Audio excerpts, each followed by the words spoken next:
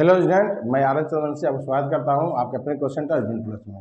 आज का जो वीडियो है ये क्लास 9 का चैप्टर 1 का और चैप्टर 1.1 का है। इसमें हम कुछ संख्याओं का डिफिनेशन दिए हैं जो आप लोग जानना बहुत जरूरी है। ये चीज़ जान जाइएगा तो आपको चैप्टर 1.1 बहुत ईजी रूप से बनेगा। देखिए पहला क्या दिया है, प्राकृतिक संख्या है जिसे हम लोग अंग्रेजी में नेचुरल नंबर कहते हैं। इसका डिफिनेशन देखिए, डिफिनेशन क्या है कि वैसी संख्या जिससे वस्तु की गिनती होती है या जीरो को छोड़ाकर जितनी भी संख्याएं हैं सभी को बोलते हैं हम लोग प्राकृतिक संख्या, ठीक ना। या हम लोग बोल सकते हैं आम भाषा में कि गिनती हम लोग जो पढ़े हैं, गिनती 1 2 3 4 या 1 1 2 2, इसको हम लोग बोलते हैं प्राकृतिक संख्या। हम लोग गिनती में जीरो को नहीं लेते हैं, ठीक ना। प्राकृतिक संख्या किसे कहते हैं, फिर ध्यान समझिए। गिनती को हम लोग प्राकृतिक संख्या बोलते हैं या जीरो को छोड़ाकर जितनी भी संख्याएं हैं दुनिया में अनंत, सभी को हम लोग क्या बोलते हैं, प्राकृतिक संख्या। जैसे देखिए, जैसे क्या है कि हम लोग 1 2 3 4 100 जितनी भी संख्याएं दुनिया में है सभी क्या बोलते हैं, प्राकृतिक संख्या, केवल जीरो को छोड़कर। ओके, ये तो क्लियर हो गया। प्राकृतिक संख्या किसे कहते हैं, ठीक ना, कि गिनती को हम लोग प्राकृतिक संख्या बोलते हैं। ओके, दूसरा देखिए क्या दिया है, अखंड संख्या, ठीक ना। अखंड संख्या जिसे हम लोग होल नंबर बोलते हैं अंग्रेजी में, ठीक है। इसको बहुत बारीकी समझिएगा कि होल नंबर में या अखंड संख्याएं में जीरो प्लस प्राकृतिक संख्या को हम लोग अखंड संख्या बोलते हैं। देखिए प्राकृतिक संख्या में हम लोग जीरो को छोड़ दिए थे, छोड़े थे कि नहीं, लेकिन अखंड संख्या होल नंबर में जीरो को ले लेंगे, यानी जीरो प्लस प्राकृतिक संख्या को हम लोग क्या बोलते हैं, अखंड संख्या। उसका उदाहरण क्या होगा, इसका उदाहरण होगा 0 होगा, 1 होगा, 2 होगा, 3 होगा, 4 होगा, इस तरह से अनंत संख्याएं होते रहेगा, ठीक ना। तो अखंड संख्या भी क्लियर हो गया। अखंड संख्या कैसे कहते हैं, जीरो और प्राकृतिक संख्या यानी गिनती को लेकर हम लोग अखंड संख्या बोलते हैं। क्लियर।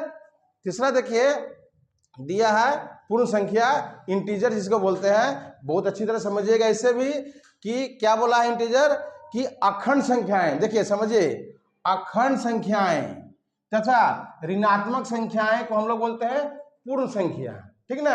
अखंड संख्याएं तथा ऋणात्मक संख्या क्या बोलते हैं हम लोग, पूर्ण संख्या। तो अखंड संख्या क्या होता है, अभी पढ़ाए हैं कि 0 और 1 2 3 4 गिनती पर हम लोग बोलते हैं क्या, अखंड संख्या। अखंड संख्या बोलते हैं कि नहीं, 0 और 1 2 3 4 गिनती को हम बोलते हैं अखंड संख्या। और ऋणात्मक संख्या किसे बोलते हैं, जो माइनस होता है, -1 -2 -3 -100, इसको बोलते हैं ऋणात्मक संख्या। तो हम लोग देखिए पूर्ण संख्या किसे कहते हैं, पूर्ण संख्या, अखंड संख्या और ऋणात्मक संख्या, जो संख्या माइनस में रहे उसे बोलते हैं हम लोग पूर्ण संख्या, इंटीजर बोलते हैं। ओके, ये भी क्लियर हो गया है। नेक्स्ट देखिए परिमेय संख्या, जो बहुत ज्यादा इंपॉर्टेंट है मेरे प्यारे स्टूडेंट, इसको बहुत अच्छी तरह से समझिएगा। एग्जाम में पूछता ही पूछता है कि परिमेय संख्या क्या है, रेशनल नंबर क्या है, ठीक है। समझिए अच्छी तरह से।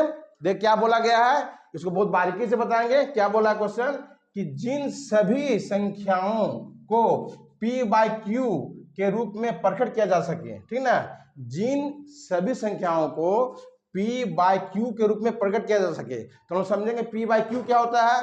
तो p/q को हम लोग इस तरह भी लिख सकते हैं, p/q, है ना, यानी p/q को बटा बोला जाता है, ठीक ना। p को अंश बोलेंगे और q को हर, ठीक ना। p/q को क्या बोलेंगे, p/q, है ना, ठीक है। p को बोलेंगे अंश और q को बोलेंगे हर। यानी परिमेय संख्या किसे कहते हैं, जिन संख्याओं को p/q के रूप में लिखा जा सके, यानी p/q के रूप में लिखा जा सके। क्लियर। आगे देख क्या दिया है, जहां p और q पूर्ण संख्याएं हैं। p और q क्या होना चाहिए, p और q दोनों क्या होना चाहिए, पूर्ण संख्या होना चाहिए। पूर्ण संख्या क्या होता है बताए हैं, पूर्ण संख्या माने जीरो, गिनती और माइनस में संख्या को मतलब पूर्ण संख्या बोलते हैं, ठीक है। तथा Q नॉट इक्वल 0 होना चाहिए। जो Q का मान, जो वैल्यू होगा ना, Q का वैल्यू ये 0 नहीं रहना चाहिए, 0 नहीं रहना चाहिए। यानी Q का वैल्यू 1 होगा, 2 होगा, 3 होगा, लेकिन 0 नहीं होना चाहिए, उसे बोलते हैं परिमेय संख्या। क्लियर। फिर समझ लीजिए कि जिन सभी संख्याओं को बटा में लिखा जा सके, यानी पी बाई क्यू के रूप में लिखा जा सके, और पी और क्यू का जो वैल्यू है वो पूर्ण संख्या रहे। पूर्ण संख्या माने जीरो, गिनती और माइनस में जो संख्या रहता है उसको बोलते हैं हम लोग पूर्ण संख्या। तथा क्यू का जो वैल्यू रहेगा ना वो नॉट इक्वल जीरो, यानी क्यू का वैल्यू जीरो नहीं रहना चाहिए, यानी 1 2 3 4 है, उसे हम लोग परिमेय संख्या बोलते हैं। देखो उदाहरण देते हैं, उदाहरण देखिए 2/3 है ना। 2/3 देखिए, पहला क्या है कि पहला पी बाई क्यू के रूप में रहे, देखिए पी बाई क्यू के रूप में है। दूसरा क्या बोला गया है कि ये क्यू, पी और क्यू जो है पूर्ण संख्या है। देखिए पूर्ण संख्या है कि नहीं, गिनती है कि नहीं, गिनती, 2 को गिनती बोलते हैं, 3 को भी गिनती बोलते हैं, पूर्ण संख्या भी है।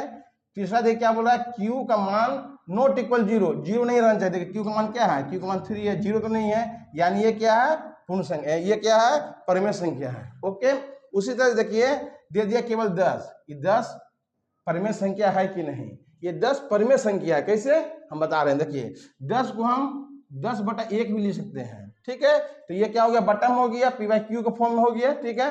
और देखेंगे कि पी बाई क्यू जो है, जो ऊपर नीचे है, वो पूर्ण संख्या है कि नहीं। देखिए 10 भी पूर्ण संख्या है, क्यों गिनती है, 1 भी पूर्ण संख्या है, गिनती है, यानी ये दोनों संख्या पूर्ण संख्या है। और क्यू का वैल्यू जीरो नहीं रहना चाहिए। देखिए जीरो नहीं ना है, क्यू का वैल्यू क्या 1 है, यानी ये भी पूर्ण संख्या है। एक क्वेश्चन पूछता है बार बार, क्या जीरो